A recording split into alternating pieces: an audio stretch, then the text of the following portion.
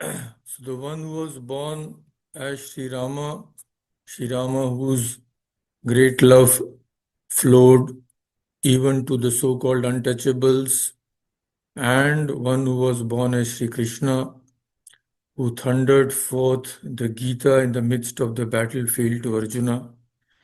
The same soul has been born as Sri Ramakrishna. And we believe that all these great souls who came with him, especially his monastic disciples, they are a part and parcel of Sri Ramakrishna, means they are not ordinary persons, they are special souls who come only when God incarnates himself on earth. So, 1 year ago, we had already discussed the life of Swami Premananda, and we had all the details from his birth to his last days. Today also, we will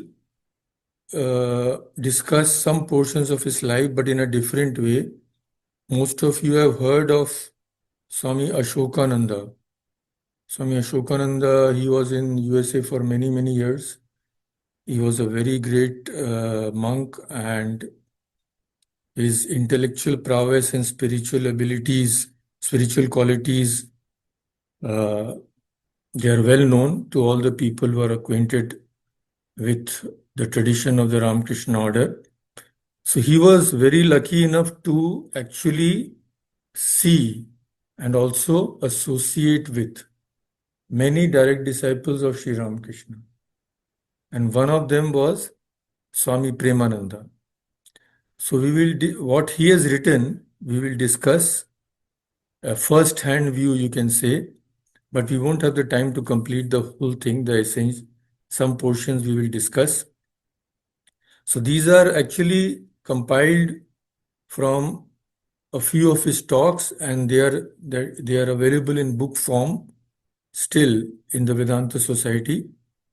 Some of you also may have read it. So let us start, and we will also, as usual, show you some pictures.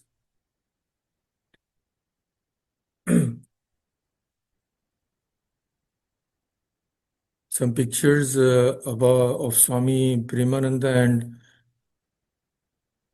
pictures and places associated with him, a few of them, of course. So let us start. I will start by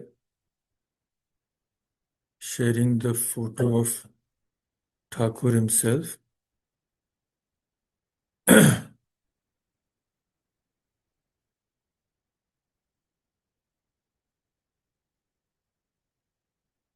So I'm sure those who are online can see.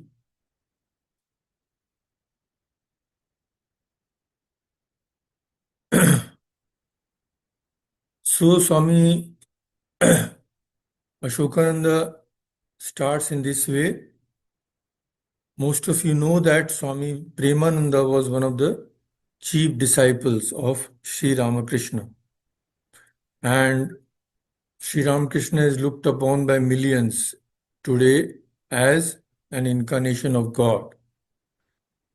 So one of the extraordinary features about him was that he brought with him many wonderfully spiritual people who eventually became his disciples.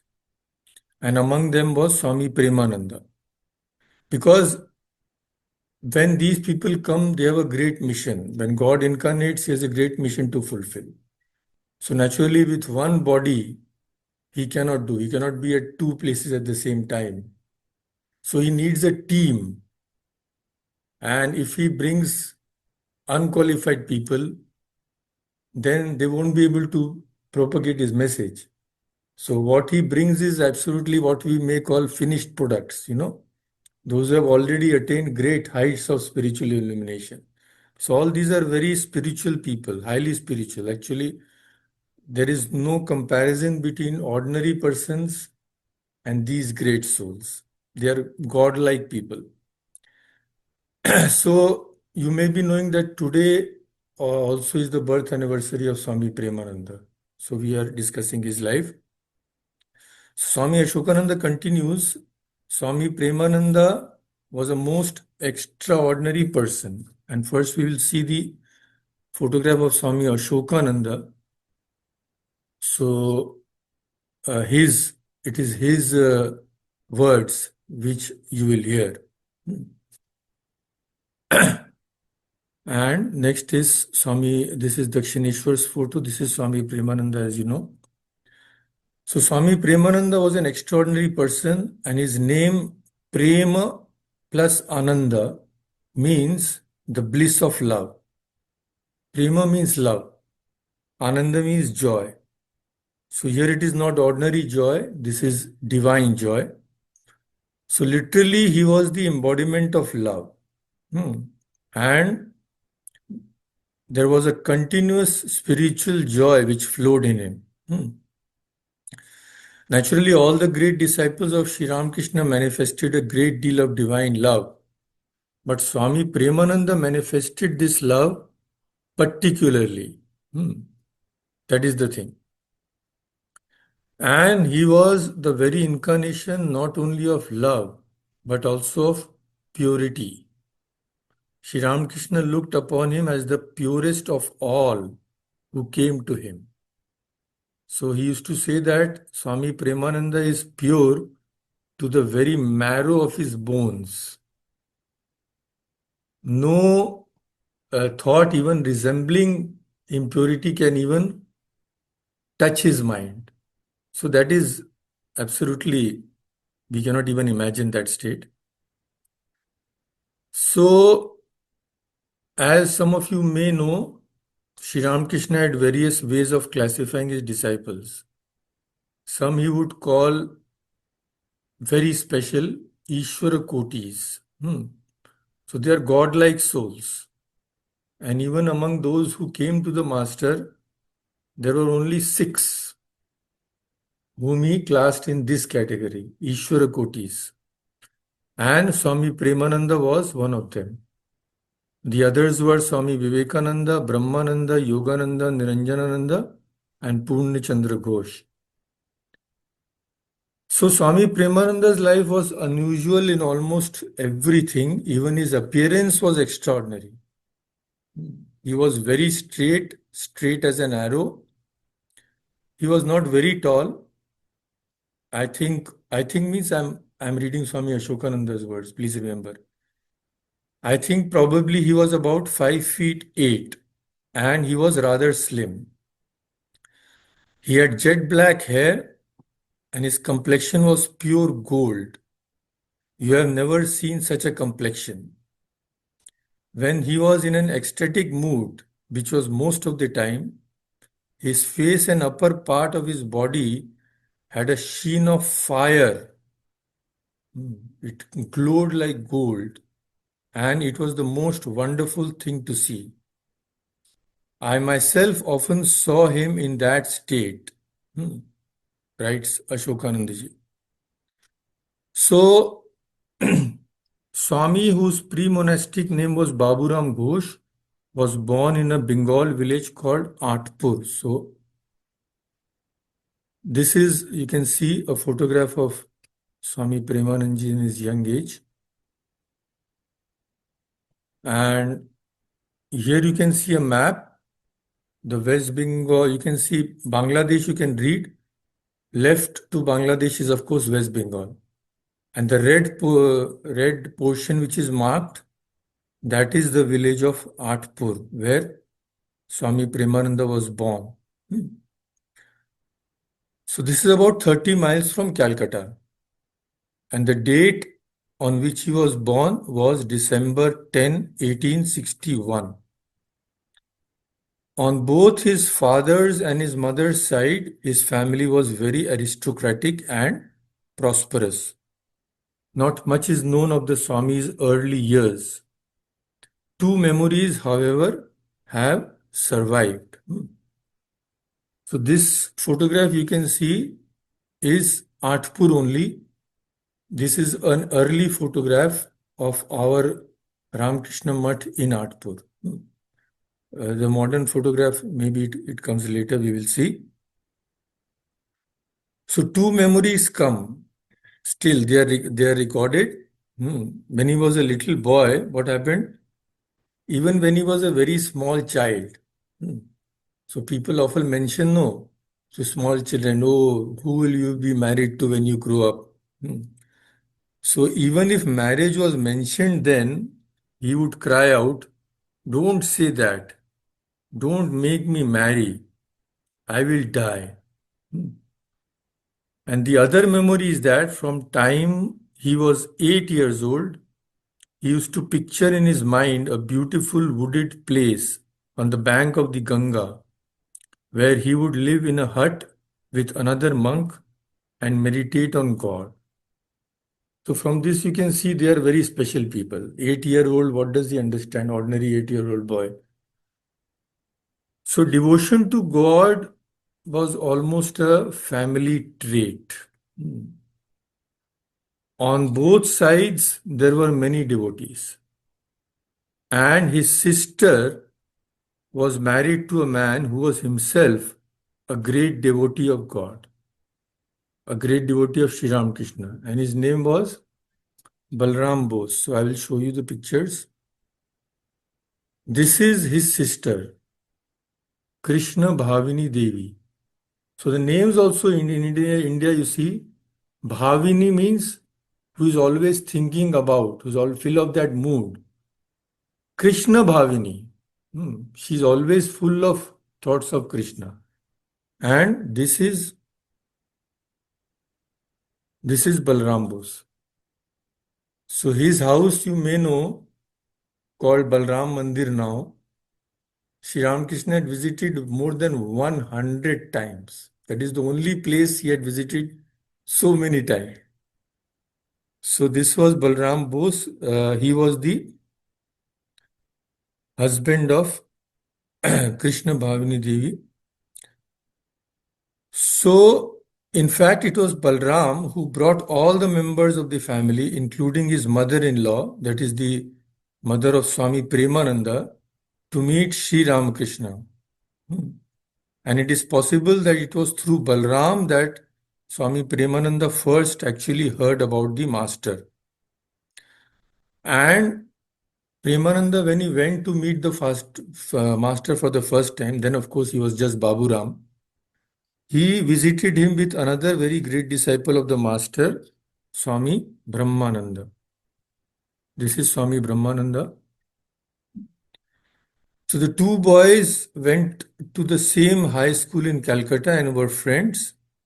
So Babu Ram had learned that Rakhal, Swami Brahmananda's name was Rakhal. Rakhal often visited Sri Ramakrishna at Dakshineshwar. So one day he proposed that, okay, take me along with you also. So they met on the bank of the Ganga in the autumn of 1882 and they went to the master.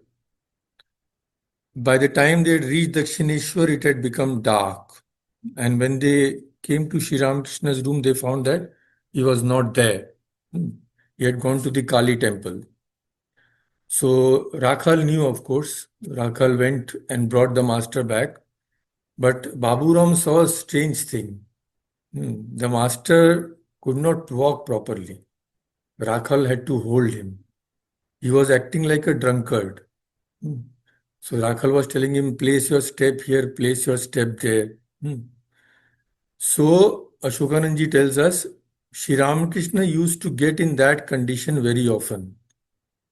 Why? Because he used to be God intoxicated. When the mind of a great saint becomes very concentrated on God, then all the outward signs are of a drunkard.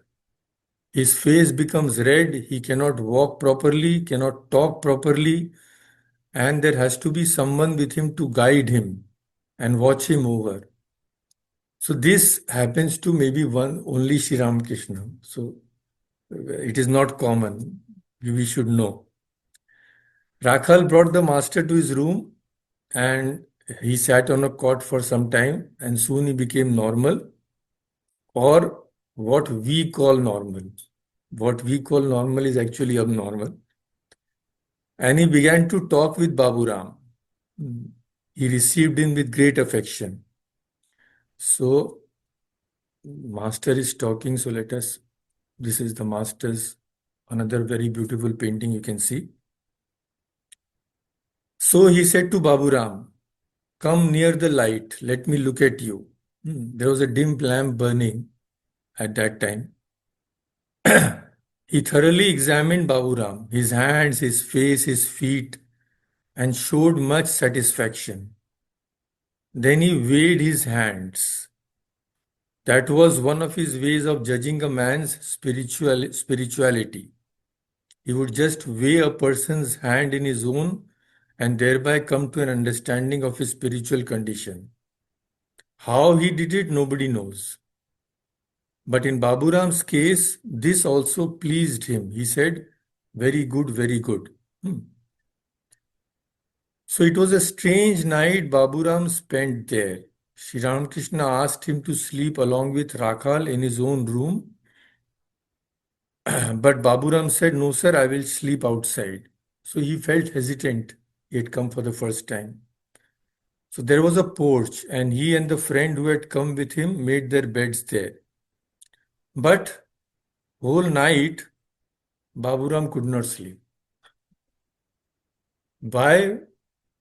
Something had happened to Sri Ramakrishna, it seems. He kept coming out. And what did he say? Just Baburam had fallen asleep, Sri Ramakrishna came out and began to talk with an older man. He said, Sri Ramakrishna said, "Ramdayal, are you asleep?" So poor Ramdayal, even if he was asleep, he had to get up, no, what to do? So both of them sat up, Ramdayal as well as Baburam. No sir, we are not sleep, we are not asleep. Then Sri Ramakrishna said, "Look, will you tell Naren?" Naren means Swami Vivekananda. "Will you tell him that he should come here? He has not come here for many days. My heart is so much anxious to see him. You tell him. He doesn't understand how I suffer if he doesn't come. Will you please tell him?" So Ramdayal said, "Yes, sir, I shall tell him when I return to Calcutta tomorrow morning." So Sri Ramakrishna went back to his room. But after a little while, he came back again. "Ramdayal, are you asleep?" "You should go and tell Naren. Please don't forget." Yes, sir, don't worry, we will tell." After half an hour again. So naturally, there was no question of any sleep. So he saw what is going on and he wondered what kind of a young man this Naren was, who was so dear to the master. But in the morning, Baburam found the master quite normal. No restlessness, nothing, absolutely calm. And it was probably on this morning that he first sent Baburam to the Panchavati. Panchavati, 5 trees. Hmm. And that is very holy, it's supposed to be a very holy place, very congenial for meditation. So the miracle is, we have seen that Baburam used to think of a place, dream of a place near the Ganga, surrounded by trees. And when he went to Panchavati, he found that it tallied exactly with his dreams. So you see, all these are predestined. So naturally, he was ecstatic because he knew that he had come to his place. As he left that morning for Calcutta, Sri Ramakrishna, of course, used to told him, "Come again." So whenever he wanted, he recognized all these future disciples, so always he used to tell them, "Come again." So the story goes that after only 3 days, the master sent a message that he wanted to see Baburam again. So Baburam came to Dakshineshwar the next Sunday morning. Again, Sri Ramakrishna sent him to Panchavati. So why had Sri Ramakrishna called him? Because all the young disciples were there. It was a Sunday. And they were very young at that time. So they were having great fun, sort of picnic sort of. Rakhal was already there. And the celebrated Naren, he was also there. So as soon as Baburam looked at him, he felt, yes, this is not an ordinary personality. And that is why the master loved him so much. So Swami Vivekananda, just a few words because Swami Ashokananda is just telling us about him. So let us see photo of Swami Vivekananda. Swami Vivekananda had a most impressive appearance, large, expressive eyes, and a vigorous and spirited form, an extraordinary combination of power and delicacy. One moment he would be full of jokes and humor, the next he would talk inspiringly, or suddenly he would burst into heavenly music. He was also a very great singer. There was nothing which he was not, actually. Hmm. So now, after this visit, Baburam again began to come to Dakshineshwar. At that time, he was about 20 years old. So another photo of Baburam Maharaj we can see. This also you can see very young age. Hmm. This has been taken from a group photograph. So he was about 20, but he was still in high school. Because he was not at all interested in studies. And after meeting Sri Ramakrishna, he cared even less for studies. So finally, he took the high school exam, which qualified him to enter college. He took the exam, but he failed. So he went to Sri Ramakrishna. He had to tell him, "Sir, I have failed." And he thought he would get a scolding, etc. But thankfully for him, Sri Ramakrishna did not care. In fact, he said that is very good. So in Bengali, sir, they don't generally pronounce as sir. They pronounce as sh. So pass becomes pash. And pash also means one thing, that is bond, fetter. So Sri Ramakrishna played a pun. He said, "You have failed to pass, so you are free from all pashes, means you are all fetters," like that. So after some time had gone by, Swami Premananda's mother came to visit Dakshineshwar. She had heard about Sri Ramakrishna and Baburam is visiting him, no? So she has to see. But uh, she had already met the master earlier through Balram Bose, and she had already become very devoted. So this time, when Baburam's mother came, Sri Ramakrishna asked her to give him something. You can never even imagine what he asked her to give him. Hmm. So he asked her, "Will you give me something?" His mother replied, "Yes, sir, whatever you ask." "Will you give me your son?" Hmm. But she was Baburam's mother. She was not an ordinary person. So she said, "Yes. But, sir, nobody gives anything for free. So I have just two requests." But those requests we can imagine, they were not worldly requests, they were very spiritual requests. One is, one request she made, "May I always be devoted to God." And second, none of my children, I should, I should outlive none of my children. That is the thing. So of course, Sri Ramakrishna granted these boons. And everyone was sure. When Sri Ramakrishna said, everybody is sure. So actually what happened was, once in later life, Swami Premananda was attacked with a virulent attack of cholera. It was so serious, everybody thought he will not survive. But he was almost unconscious, Baburam Maharaj. But once he regained a little consciousness, so he said, "Don't worry, my mother is still alive." And Sri Ramakrishna said, "Till she is there, I won't go." And of course, he was uh, cured. So now Baburam came closer to the master, so he would often come to stay with him, look after him.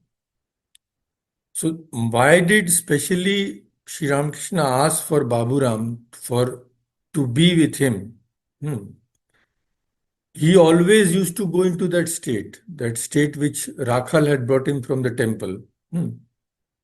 And then it became a problem because at that time he would be helpless. Actually, once he also fell down and broke his arm. That was later. So he needed support. because if he stood up in that state, he could fall.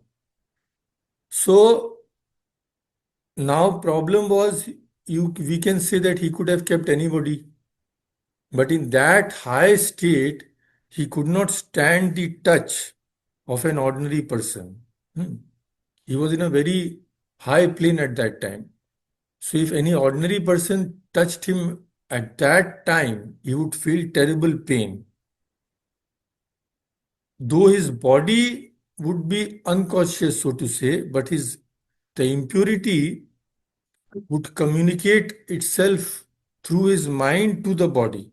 Hmm. So he needed someone very, very pure, like Baburam, when he was in that state. Hmm. So Sri Ramakrishna needed Baburam to be with him always. Hmm. And sometimes Baburam had to go to Calcutta. After all, he was still a student, or he had not become a monk at that time. So the master would go to Calcutta, go to Baburam and bring sweets and feed him with his own hands. Hmm. Sometimes when Baburam was fanning the master, he would fall asleep. Hmm. Then the master would arrange a pillow for him and sit by his side. Hmm. So Baburam, when he would wake up and see that the master is doing all that for him, he would feel very embarrassed. The guru is doing, disciple should do for his guru. So he said, no sir, no sir, what are you doing? So Ramakrishna would say, no, no, never mind, sleep here. Hmm. So then Ashokananji says, you see, when a man becomes transformed, he is no longer an ordinary man. He becomes saturated with God. Then if he does even a human thing, even a small thing, it becomes tremendous, because through it you can understand the loving nature of God. Hmm. So the love they receive from the master, Ashokanandaji is explaining that love. How would you know that God loves you? This is what the answer he gives is, if ever a man who is full of God showers his affection upon you, then you can know that God loves you. And then you will really taste the love of God.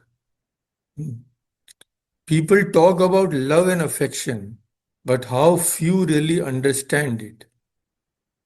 I can say that I have tasted that love from several of the chief disciples of Sri Ramakrishna.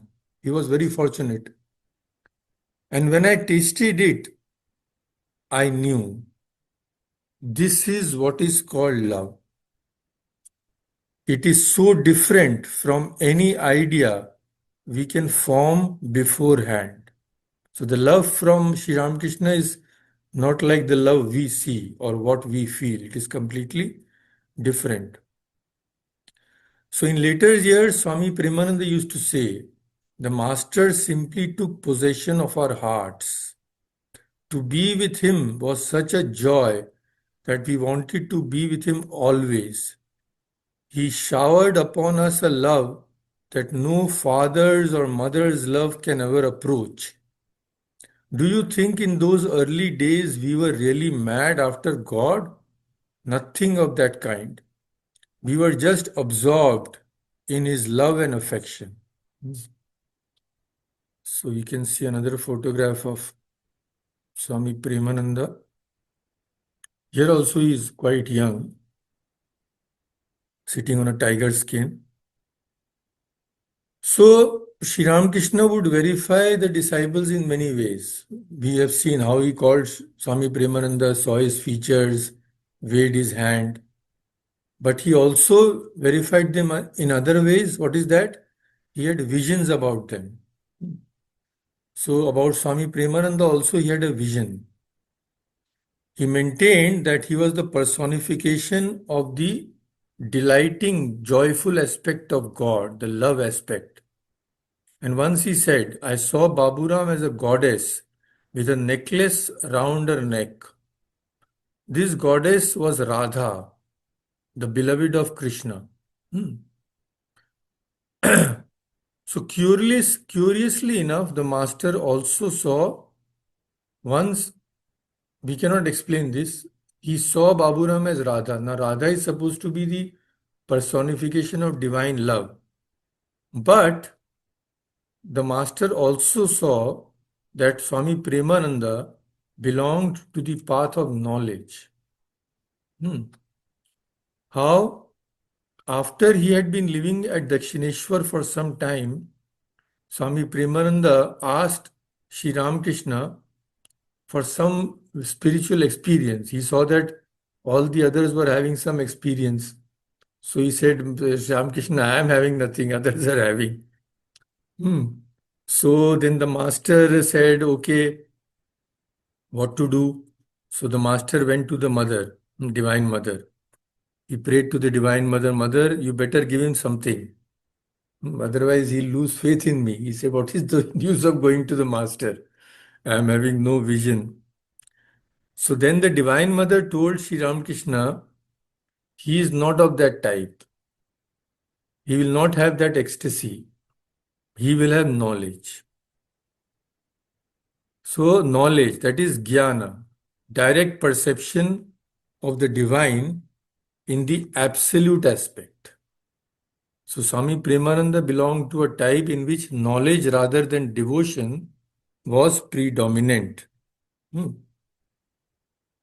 So, Sri Ramakrishna, we know, he contracted a fatal illness in 1885. So, one more photo of Sri Ramakrishna. And Swami Premananda was one of the group of disciples who were in constant attendance upon him during the last 8 months of his life. We know that the master passed away in August 1886. Hmm. And Swami Premananda was one of the young disciples who established, uh, who lived in the monastery, first monastery, which was established in the Baranagar Mutt, a suburb of Calcutta. So this is another photo of Swami Premananda. This is also from a group photo, so it has been magnified, so it is a little blur. This is the Baranagar monastery. Now, of course, the whole thing is gone. It is all demolished. So all the disciples moved there. And this was, as you know, it was a haunted house. Hmm. But they had to take it because the rent was very low. They could not afford anything. Hmm. And there was an additional advantage that nobody would come and disturb them. Hmm. So Ashokananji says, I have heard they actually used to see a ghost flitting in and out. There was a small room where they stored coal. In those days, you cook either by wood or coal. So the ghost had a tendency of entering that room. Hmm. God knows what he found there. Otherwise, but they were not much bothered by that ghost. They left him alone. He left them alone. So during the Christmas season of 1886, after they had been living in Baranagar for a short time, they received an invitation from Swami Premananda's mother. This is a very important incident occurred. She asked her to visit them in Atpur. She was in Atpur. So this is how Atpur looks now. Now, of course, it is the center of Ramakrishna Matan Mission.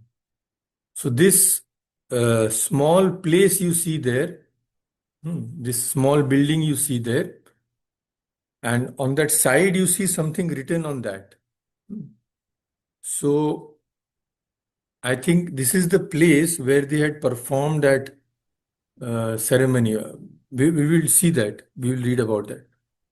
So 8 of the boys, including Swami Vivekananda, Naren, and Baburam, of course, they went there. And one night, they were seized by a tremendous spiritual fervor. Seated before a big fire in the courtyard, they resolved that they would all renounce the world. They will become monks. And it was Christmas Eve at that time. Hmm. So after their return to the house at Baranagar, these boys, together with the disciples of other disciples of Master, took the formal vows of sannyasa. And all these names you see, Brahmananda, Premananda, all these names are actually given by Swamiji himself, hmm, Swami Vivekananda himself. So Swami Vivekananda named Baburam Premananda. He evidently felt that Baburam was truly an embodiment of divine love. Hmm. Now, of course, at Baranagar we know it was a very, very hard life. Hmm. Terribly hard. Sometimes nothing to eat. Sometimes only rice, no salt also. Hmm. So hard time meeting the bare necessities also. Even sufficient clothes they did not have. It is said that they had one pair of good dhoti and that chadar. One pair, good. So whoever went out, he had to wear that only. Nothing was there. So anyway, that was the rock on which the order was built, the rock of hard austerities. But they didn't bother whether they ate or slept. They used to spend hours and hours in meditation, and they were just seized by a desire to merge themselves in God. So we know about those times. We will not go into much detail. Swami Ramakrishna used to, others used to go out, but Swami Ramakrishna never went out. We know very little of Swami Premananda's life during the days at Baranagar. There is no account of his wandering. Nobody wrote anything. We know by some letters which they wrote to others where they were. So somebody wrote, okay, I'm writing from Vrindavan. Then somebody, oh, he's in Vrindavan. Otherwise, there is no source at all. So the assumption is that he must have remained for some time in the monastery, but he did go out now and then. We know that he was in Banaras. We know that he was also in Vrindavan, where he stayed for quite some time. Again, we know that he was wandering in northern India with another monk in the beginning of 1897, when Swami Vivekananda, who had gone to the west in 1893, returned to Calcutta. So now Swami Vivekananda came. Then another phase in the life of the disciples of Sri Ramakrishna began. Monastic disciples I'm telling you about. So Swamiji had gone to the west, returned, and after returning, of course, then started his world mission. And his greatest helpers, were the other monastic disciples of the master. So here the fantastic thing we see is the rarest example of complete obedience and self-effacement. Each of these disciples was a giant. I have already told you of the incident that once during the freedom struggle was going on. So Ramakrishna Mission was not taking any part. Swami Vivekananda had told, no, you will not enter politics. So some people had gone to Shivanandaji. Shivanandaji was the president of the order. So he said, Ramakrishna Mission is not telling anything. People are giving up their lives for independence. Then Shivanandaji told, don't you think that Swami Vivekananda could have made India independent if he liked? Then he said, leave Swami Vivekananda. He is different category. Shivanandaji said, it is written down, recorded. He said, leave Swami Vivekananda alone. That is, he was separate category. By God's grace, by the Master's grace, we also have that power that we can liberate the country. That was the power in each of the disciples. But here, in spite of this, they were completely obedient to their leader. All of them. Rarest example. So Sri Ramakrishna had told them before passing away, all others, just follow Naren. As you will follow me, as you have been following me, follow him. So, although some of them may have differed from Swami Vivekananda in some aspects, because each of them was a great giant, and after all, there has to be independent thinking. Otherwise, if all are same, what is the use? But Swami Vivekananda's suggestion also was a command. So, this has never been seen in the history of even Indian tradition, that all of them, such great souls, giants of spirituality, each had his own mind, each had his own path. Yet they just obeyed the command of Swamiji. Hmm. So after Swamiji came, he had become very famous. People started coming, large number of people, busy days, new members entering, a monastery being built at Belur, a few miles from Calcutta. Swamiji was starting the Indian work. The whole thing was being reorganized. And Swamiji was a hard taskmaster. And he knew also that he would not live long. After coming, how long did he? 1902, he had gone. So he was impatient and he used to scold them right and left. And unfortunately, Swami Premananda also received a lot of scoldings.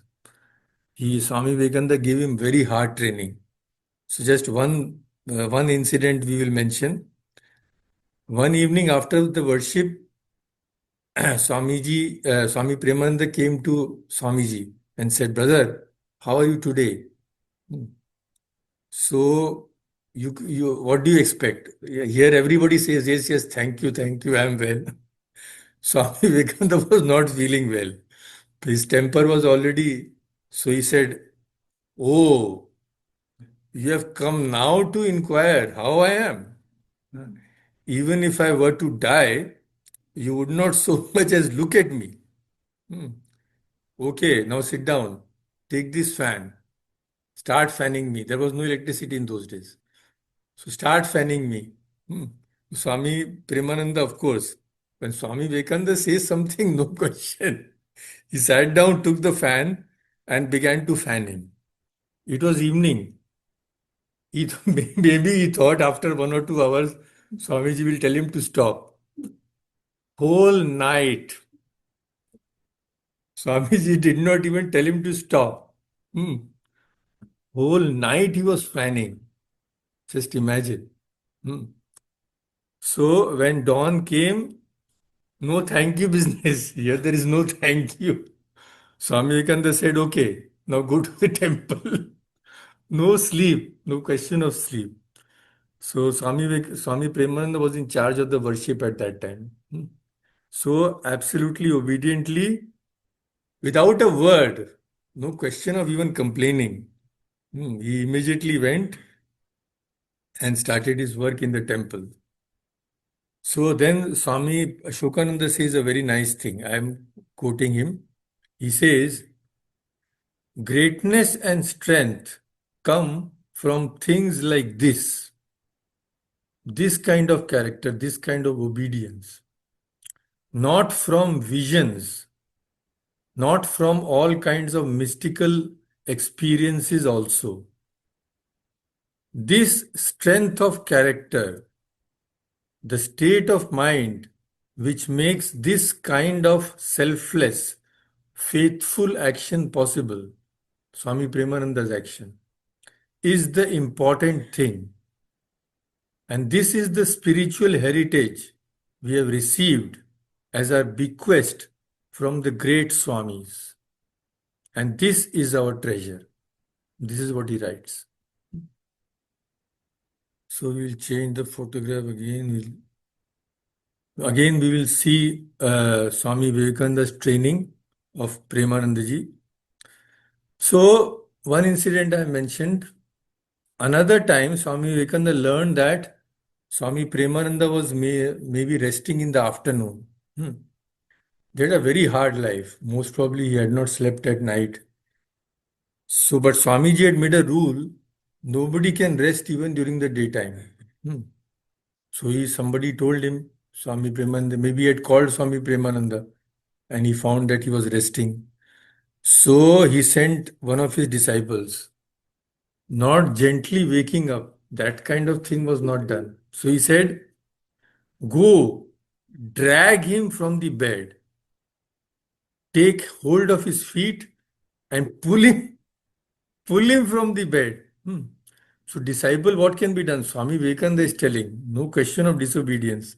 He had to go. And he pulled Swami Premananda by the feet. Swami Premananda cried, what are you doing? Stop, stop. But disciple had his orders. He cannot stop. He just pulled him out of the bed to the floor. Premananji, of course, understood that nobody can do this except at the orders of Swami Vivekananda. So naturally, he did not say anything. But a little later, he went to Swamiji, who was pacing on the veranda of the second floor of the mutt.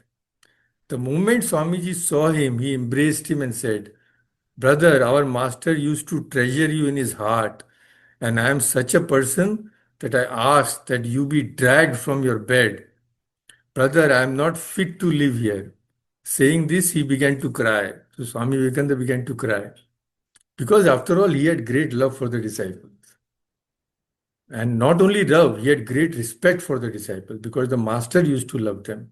But he used to hide that, and outwardly he used to scold like anything. So Swami Premananda understood, of course. They knew Swami Vivekananda's nature, childlike nature. So he consoled him, brother, don't cry. It is quite all right. No problem at all. Oh, even if there's a problem, no problem at all. So, and another important thing which Swamiji taught Swami Premananda was in connection with ritualistic worship. So, Swami Premananda was in charge of the worship in Belur Math at that time. And of course, there was a regular time, evening arti, morning worship. And all the young monks were expected to be present during arti time, etc. But sometimes they might be busy with some things. Someone may be studying and they wouldn't come. So one day, what happened? Swami Vivekananda was holding a class at that time for junior monks. So naturally, when Swamiji would be absorbed in some discussion, he would lose all sorts sense of time. So his mind would become so absorbed, he could not know what is the time and all that. But it had become dusk. Dusk means time for evening worship. Nobody has come. Everybody is with Swami Vivekananda. So Swami Premananda came to the class and said to the young monks, what are you doing? Aren't you coming for the worship? Finish the class and come. Bas. Swami Vivekananda's class was being interrupted. My goodness. Swami Vivekananda just burst. Absolutely burst. Baburam, is it your idea that what I am doing here is not worship? When you ring the bell in the chapel, only that is worship. Then he started blasting Swami Premananda, anything. Naturally, Swami Premananda was very crestfallen, very. So, what to do? He went away, finished the evening worship, but after that, he was not to be found. Everybody was searching, where is Premananda, where is Premananda? They searched here, there, all over the monastery. No sign. So they now began to grow anxious. They thought he has been so deeply hurt by Swami Vivekananda's scolding, he must have given his life in the Ganga. Everybody was very worried, even Swamiji. Swamiji was beside himself. Swamiji went to the chapel of Sri Ram. That time, that big temple was not there. That old temple was there. So he went to that chapel and struck his head again and again on the threshold, Swami Vivekananda, and begging forgiveness to the master for having so spoken so harshly. It is said that Swami Vivekananda struck his head so with such force that it was cut and he started bleeding. So he was so deeply mortified. But after a time, it was discovered that Swami Premananda had gone to the roof of the building and was seated there and very morose because after all Swami Vivekananda had scolded him in such a way. So everybody was relieved. They brought him down and of course Swami Vivekananda, the same scene was repeated. He embraced him, started to cry, etc., etc. But naturally everything was forgotten. That was the love they had. That is the main thing. So Swamiji taught Swami Premananda many things. Every occasion he could find, he would teach him. And the very last day of his life, 4th July 1902, he went out before dusk with Swami Premananda for an evening walk. That day Swami Vivekananda left the world. Hmm. But he was feeling very good on that day actually. And he talked a great deal. Hmm.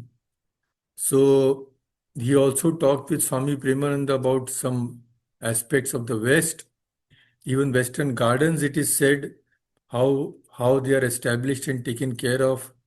Then he also talked about the history of Europe and he also talked about the Vedas. He asked Swami Premananda to establish a Vedic college at Belur Mutt. Hmm. And as far as I remember, he also pointed out the spot where his temple is there now. He pointed out the spot to Premananda. Swamiji knew that he will be going. So he told, when I go, my body you should cremate here. So they cremated there and now there is a temple. Hmm. And Swami Vivekananda had also given Swami Premananda two instructions. One was that he was to be in charge of the Belur Mutt. And the other was he should never make any disciples of his own. Swami Brahmananda was giving initiation. He was the president. So one command of Swamiji throughout his life, no matter how hard people begged him from initiation, and thousands used to come to because he had such tremendous power. Everybody was drawn to him like a magnet. But initiation is one thing, and building up character, molding the mind is another. And this job, the job of training the young monks in the Belur monastery, was Swami Premananda's. Throughout most of his life, after Swami Vivekananda had gone, he was practically in charge of the head center, Belur Mutt. Swami Brahmananda was the president, but he had to do many other things. One of them was traveling, giving initiation at many places. He used to travel to various parts of India. It was Swami Premananda who stayed at Belur Mutt and who guided and trained the many young monks who lived there. So we will see another photograph. This is Swami Vivekananda's temple. Most of you must have gone also to Belur Mutt. This is where his body was cremated. And to the right, there is a tree. Below that tree, there is a ocean segregated. So Swami Brahmananda's body was cremated where his temple is now. Holy Mother's body was cremated where her temple is now. And Swami Vivekananda's body was cremated here. All others, their body was cremated to the right side of this temple, you can see. And there is a separate enclosure and all the names are given. So, uh, needless to say, Swami Premananda was highly qualified for this task, the task of training the young monks. So I will quote Ashokananda ji. Ashokananda ji says, I sometimes think the main reason Swamiji chose him for this important post was the great compassion and love that Swami Premananda embodied within himself. He was able, for instance, to draw innumerable people to the mutt, particularly young people from Calcutta, at a crucial time for the Ramakrishna order. Why was this a crucial time? The nationalist movement had begun in 1906. Hmm. And the government called in question some of Swami Vivekananda's books. They thought this is inciting the young people to fight for freedom and looked with suspicion upon the monks also. Maybe they are, they just this is just a facade, and inwardly they are politically active. So people used to be afraid that we are going to the monastery, Britishers are keeping watch. So we will also go into their bad books. So many would not come because of fear. But Swami Premananda had such an attractive personality that in spite of everything, people used to come to Belur just to see him. And the number of young men who joined the monastery, who became monks at that time, through his influence, was enormous. As the years passed, his power of attraction grew stronger, and more young men were drawn by him to the monastery. I myself was one of them, writes Swami Ashokananda. Many others of my generation were attracted by him to Belur and through his training became wonderful workers both in India and abroad. Some were the disciples of Holy Mother, others of Swami Brahmananda, but to Swami Premananda they were all very dear. He treated them with great affection and they would go to him for instruction and advice. There was a traditional belief that he was actually the mother of the monastery. Just as children feel at home with their mother, the monks felt quite free with him, quite at home. And like a mother, he looked after everything that went on, their spiritual progress, work, studies, everything. So this is Swami Vivekananda's one of the photographs, and this is again Swami Premananda in his young age. So we will, there are maybe hundreds of incidents, but we will just mention one incident. Swami Ashokananda says, he did extraordinary things for people. A young man whose elder brother was a monk in the order used to visit the mutt now and then. This young man drank a lot. He was completely addicted. Not only that, he took all kinds of drugs. So much so, he was generally not in the right frame of his mind. So much addicted. Hmm. So we can imagine how this kind of person is treated. Even family members sometimes give him up. Oh, this fellow, he's gone. Hmm.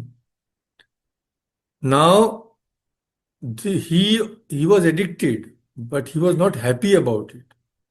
So he was also repentant, but he could not give up that habit. Hmm.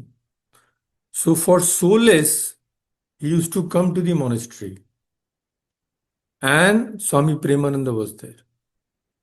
Swami Premananda would always treat him with great affection. He is coming absolutely drunk, just imagine. Even so, Swami Premananda would have the same affectionate dealings with him. And we will not believe, within a short time, this person grew completely. There was a complete transformation. His bad habits, he left all bad habits completely. Not only that, can you imagine? He became a monk of the order.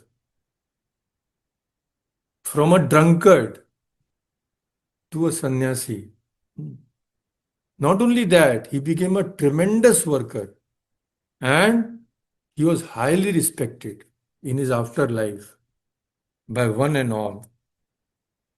So, Ashokananda says he was a monument to the power of Swami Premananda's love.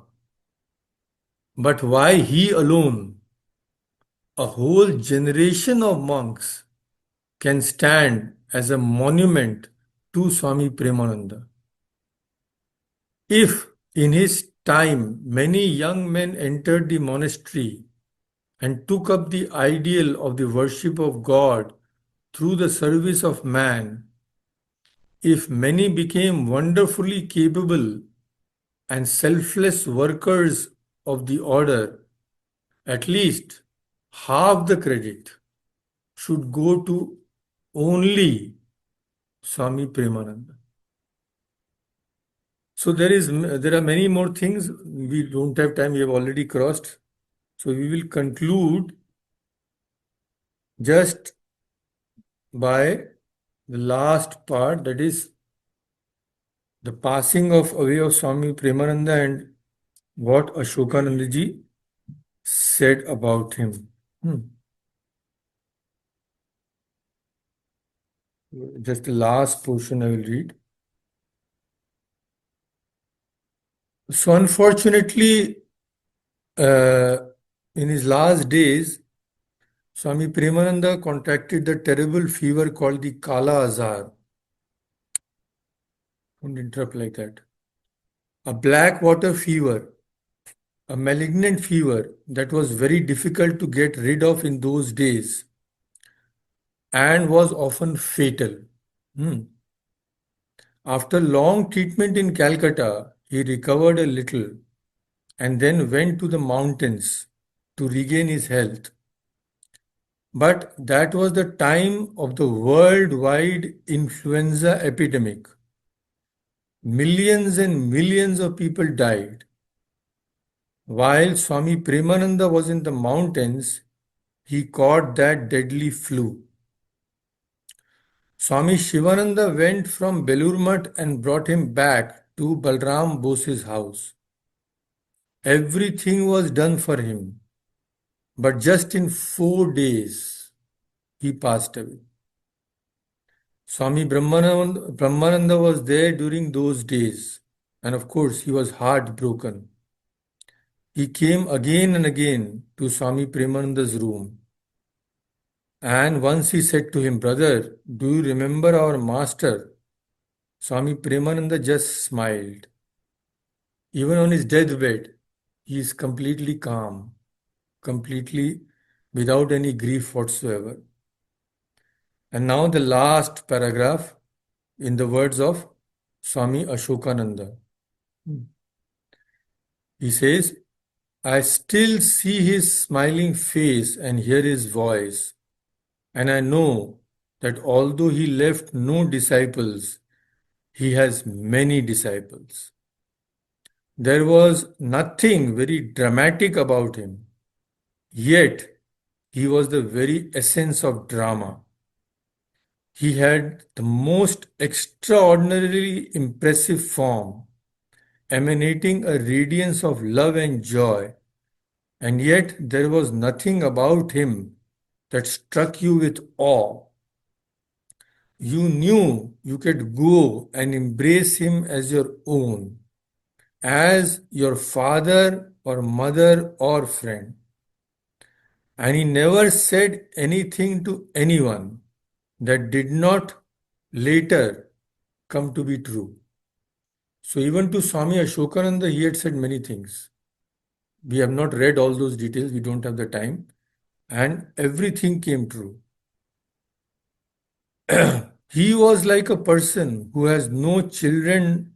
He was like a mother, you can say, who has no children of her own, but who has brought up many children of others with love and affection, and has also made great men and women of them. That was his place in the Ramakrishna order. They have now become memories, his life and his dreams. But to those who knew him, the ideals he taught and exemplified have become a reality. What was that ideal? to serve and to serve and to serve, to seek nothing for oneself, to possess nothing, but only to love all. Those ideals have become part and parcel of our lives. And although it might not be visible, there is no doubt that in the years to come, what Swami Premananda contributed to the building up of the Ramakrishna order will remain there, inspiring generations of monks and devotees to become true servants of God. For he was indeed that, a true, a great servant of God. So let us end here. Om Shanti Shanti Shanti Hari Om Tat Sat Shri Ramakrishna Paramastu.